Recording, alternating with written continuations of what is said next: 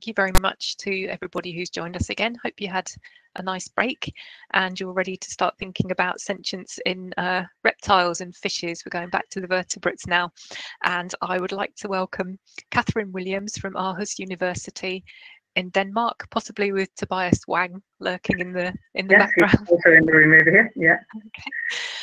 So we're going to start thinking about behaviour, physiology and pain sensation in reptiles. Thank you very much. Take it away. Okay, I'll just share something over here. So hopefully you'll all be able to see the presentation. So just to introduce myself a bit, I'm originally trained as a vet, so my first experience of working with reptile sentience was in a clinical context. How do I treat pain in clinical reptilian patients? How do I euthanize a reptile with adequate regards to its welfare? And I now work within a comparative physiology department where we're interested in the breadth of reptiles' physiological capability and also how we can treat them in a welfare positive way, both for the ethical reasons that have been discussed in terms of them as sentient beings, but also to improve our scientific results and our ability to carry out good quality science. So just to introduce, the university I'm working at the moment is in Aarhus, and I also work in collaboration with the vet school at the University of Guelph. And some of the work I'm going to be doing today was also funded by the Novo Nordisk London. So if we look at reptiles, they diverged from mammals around about 330 million years ago, and they are an extremely diverse group which also classically encompasses birds. So when I'm talking about reptiles today, I am talking about non-avian reptiles. And if we look at this extreme diversity, if we compare the number of species of mammals, we're probably most familiar with coming in at about 6,500. There are over 9,700 species of lizards and snakes, so that's squamates, within reptiles, 300 odd turtle species and 23 extant crocodilians. So we shouldn't be surprised when not all of this diversity is encompassed by the research that has been done before. And I think this is where Jonathan Birch's precautionary principle and looking at being open to expanding knowledge from where we have concrete examples to those where we think it can be applied sensibly is important.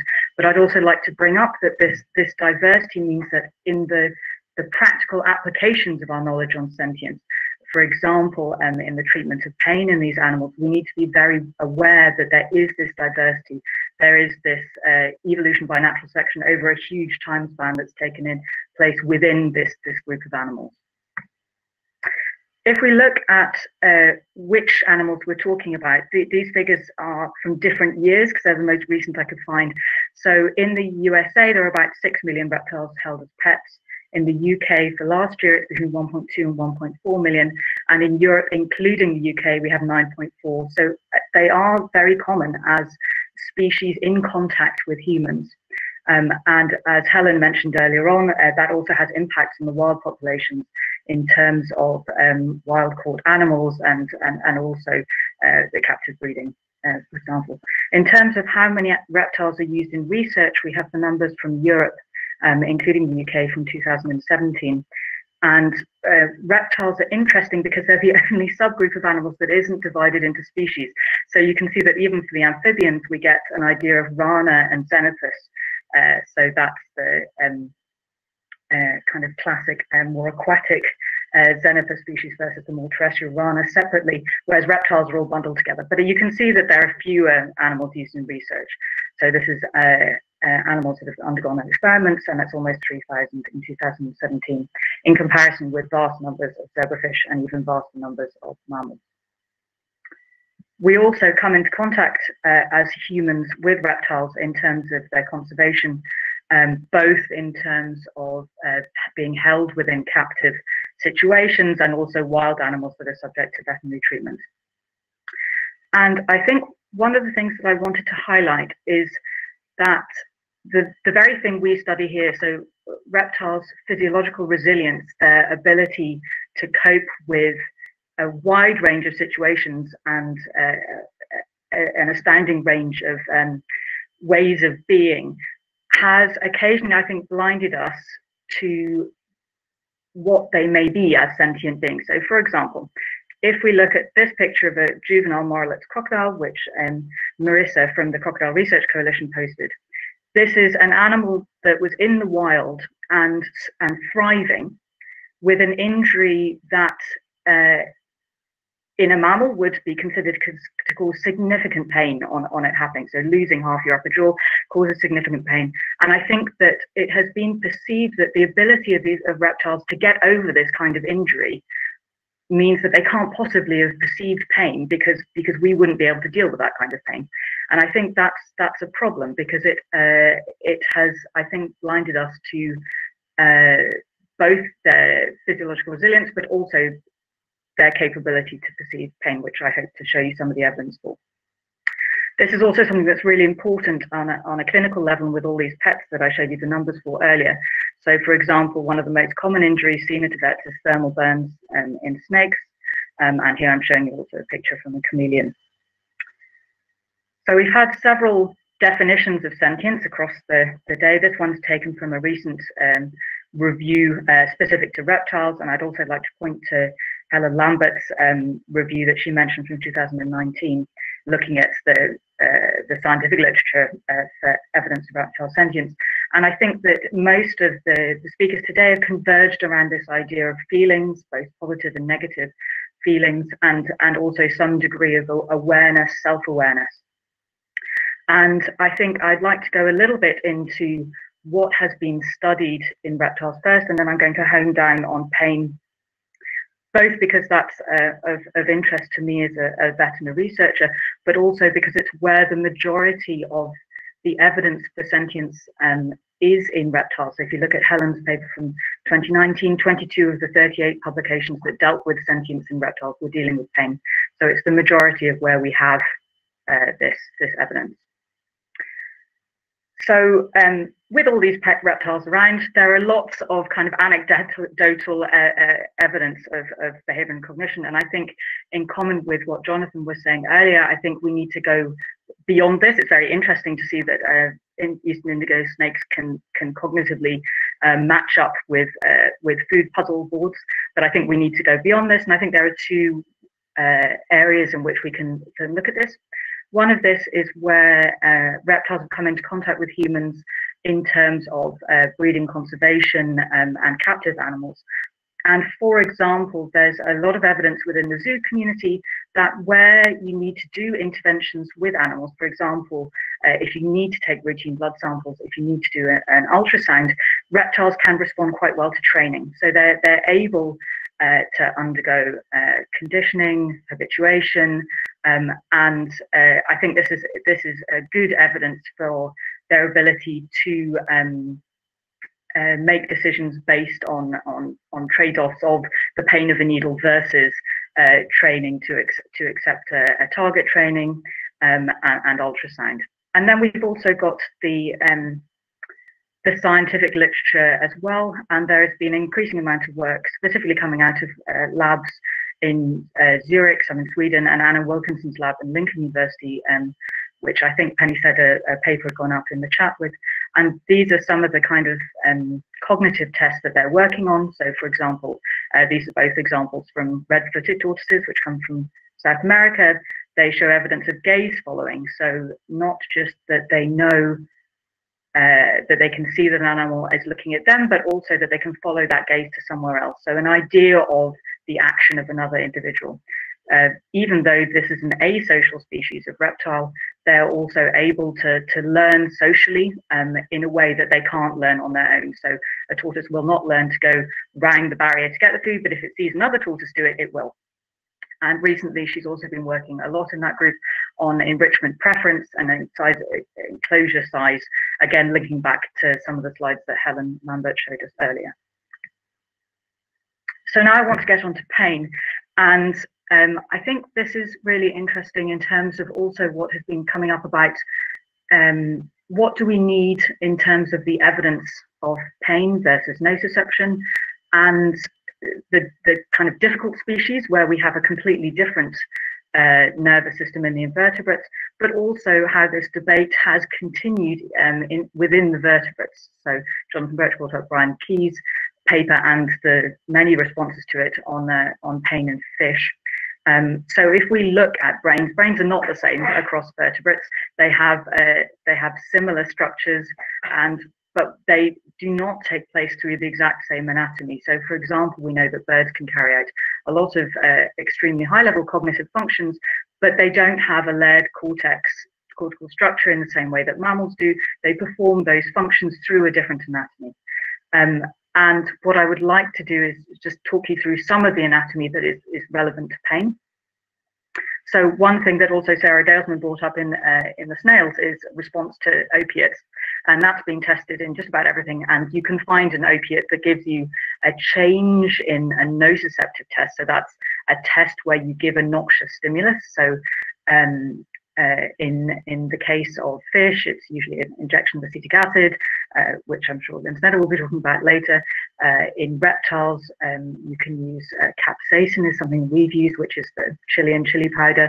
In mammals, we often use either a heat plate or a fine filament, and this causes a noxious reaction and the animal withdraws. And you can change the reaction to that noxious stimulus using opiates. What we don't know for a lot of these animals, even within the vertebrates where we have this central nervous system, is how central pain is processed. I think there's good evidence of the systems that deal with it in mammals. We have some evidence in fish, but there actually isn't very good evidence of how pain is centrally processed in amphibians and birds even, and reptiles. And I don't think that is evidence that they don't have pain. I think it just means we need to do more work. And I think the reason that we need to do more work is if we know how pain is processed, we're more likely to be able to find the pinch points where we can help animals to not perceive pain. So where we can intervene with analgesia.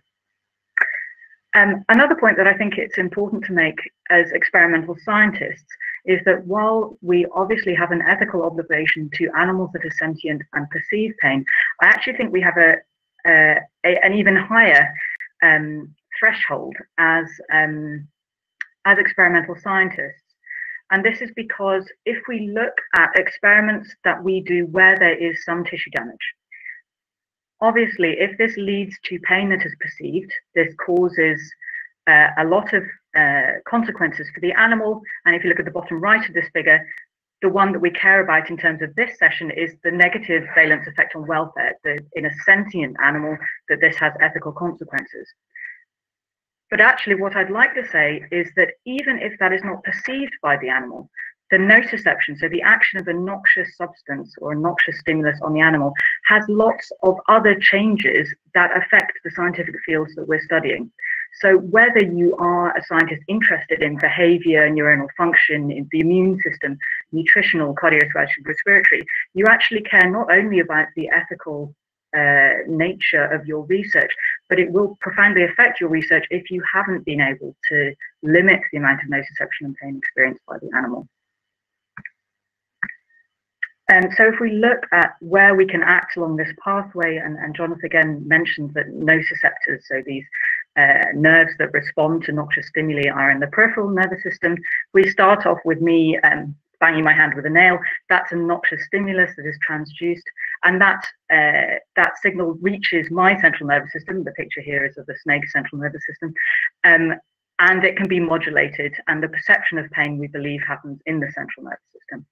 And what I'm going to highlight now is a bit of research on the potential ways we can change that information flow effectively. One of them is via systemic opiates. Another one is via local anaesthetics, which work much more in the periphery. And speaking as a vet, there are lots of other options that we use as analgesics in mammals, and it's important that we know which of these is appropriate in non-mammalian species.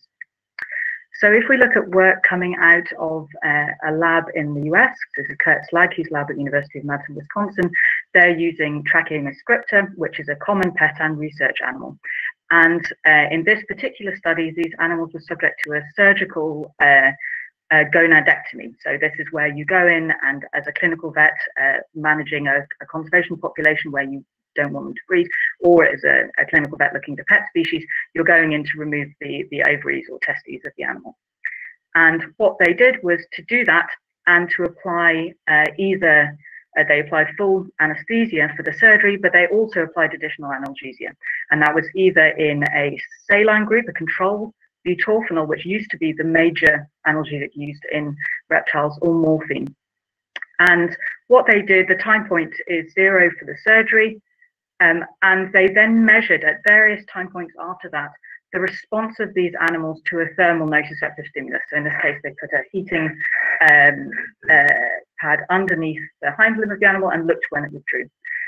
And these results, I think, fairly conclusively show that morphine is a more effective analgesic than butorphanol. If you look at the responses of the animals with saline and butorphanol, they return to a very low withdrawal latency, as in they withdraw their limb very quickly from the heat, whereas with morphine they have a much more long-lasting effective analgesia after surgery. So this was used to change the analgesic that's used in these animals at surgery in veterinary clinics.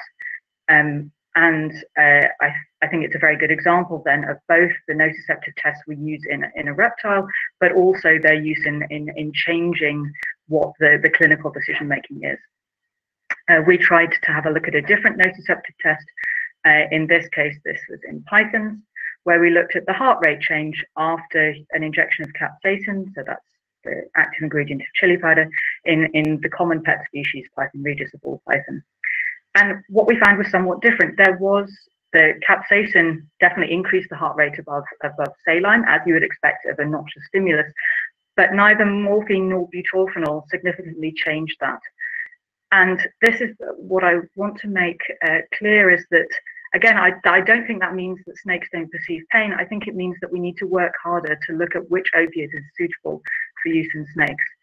In order to take that further, we're now looking at brain and spinal cord opiate receptors in reptiles across a broad range, using both transcriptomics, but also looking within the anatomy of the central nervous system. So now to get on to a little bit of behavior. As was spoken about before, the difference between nociception and pain is often thought as a time thing, that nociception is this immediate reflex response, and pain is a longer term learning experience where the animal can learn from that, and it's obviously also under natural selection. And I'd like to present one example carried out by a previous student in the lab, Lauren James, where we looked again at Python regis. These were juvenile pythons, and we did 3 things. So we either just anesthetized them, which was with isoflurane. We anesthetized them and gave them an injection under the anesthetic of capsaicin, or we anesthetized them and made an incision under the anesthetic.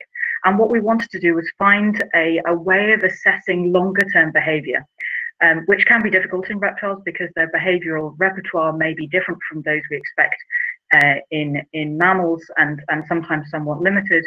And in this case, we chose feeding. So we were looking at the propensity of these juvenile pythons, whose main job at this stage of their life is to grow, to eat.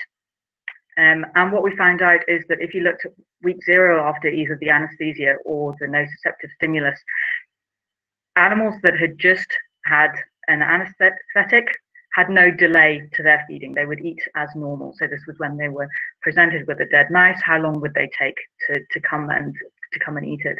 Whereas there was significant delay in both the groups that had had a chemical nociceptive stimulus and a surgical nociceptive stimulus.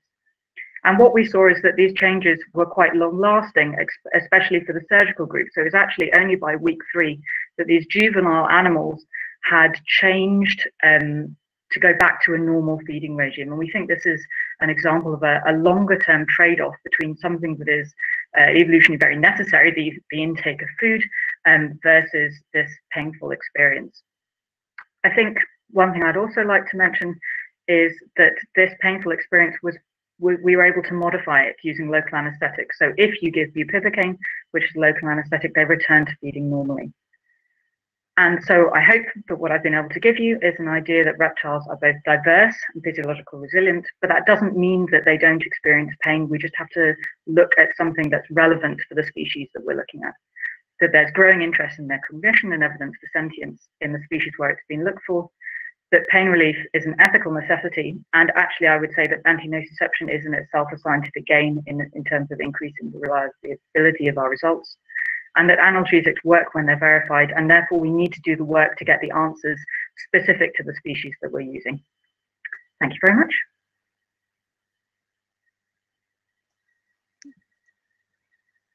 Thank you very much. So I'm just trying to make my webcam come back on again. Oh, there I am. Okay. Thank you. Thank you. That was very interesting and very, very thought-provoking. Yes, has anybody got any questions before we move on to fish? You can try, if you want to ask your question verbally, you can try and pop up and do that. Now I can see and hear people. It doesn't seem to upset things, or you can type in the box. Any questions? Oh, question from Tom in the chat, Catherine, if you can see that. Yes, so Tom asked about opioids, that they don't just suppress pain, they have all different kinds of actions. And how do you separate that? Yes, the very next figure in that slide key paper that I showed was actually looking at the effect on feeding. So morphine is also an excellent appetite suppressant in these species. So we do have to think very carefully about how we design the experiments. So for example, I don't think that morphine would be an appropriate analgesic to choose potentially in the second experiment I showed, because it would be very difficult to disentangle the effects of opiates on feeding from those on analgesics and nociception. Obviously, there are also profound effects on respiratory control. So I think we do need to be careful about how we balance those and design experiments which allow us to untangle those actions using different control groups. Okay, thank you. Any more questions before we go back to the lobby and then into Lynn's talk? Anyone typing anything? Doesn't look like it. Okay, well, thank you very much indeed for that.